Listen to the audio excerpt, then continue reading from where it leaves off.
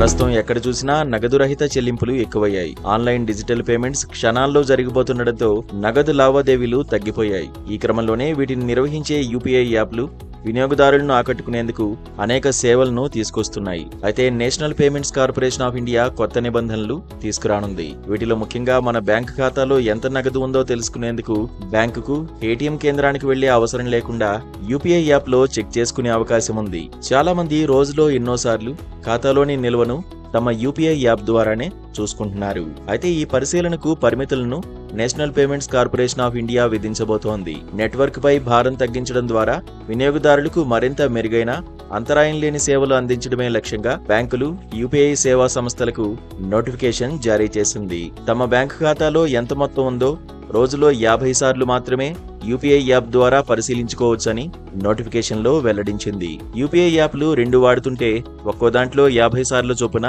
తనిఖీ చేసుకోవచ్చని తెలిపింది. విజయవంతమైన లావాదేవీ సమాచారంతో పాటు ఖాతాలో బ్యాలెన్స్ సమాచారాన్ని కూడా వినియోగదారులకు పంపించాలని బ్యాంకులకు ఎన్పీసీఐ ఆదేశాలు జారీ చేసింది. ఏపీఐ అప్లికేషన్ ప్రోగ్రామింగ్ ఇంటర్ఫేసెస్ లావాదేవీల విషయంలో ఉదయం 10 గంటల నుంచి మధ్యాహ్నం 1 గంట వరకు, సాయంత్రం 5 గంటల నుంచి రాత్రి 8:30 వరకు వినియోగదారుల అనుమతితోనే జరగాలని పేర్కొంది. క్రమానుగత పెట్టుబడులు, ఓటీటీలకు చెల్లింపులు వంటి ఆటోమేటెడ్ చెల్లింపులను రద్దీ లేని సమయాల్లోనే ప్రాసెస్ చేయాలని ఎన్పీసీఐ స్పష్టం చేసింది. రద్దీ సమయంలో ఆటో పేమెంట్ కోసం అభ్యర్థన పెట్టొచ్చని, కానీ రద్దీ లేని సమయంలోనే దానికి చెల్లింపులు వెళ్తాయని వెల్లడించింది. ఈ కొత్త మార్పులన్నీ ఆగస్టు 1 నుంచి అమల్లోకి వస్తాయని ఎన్పీసీఐ జారీ చేసిన నోటిఫికేషన్లో పేర్కొంది.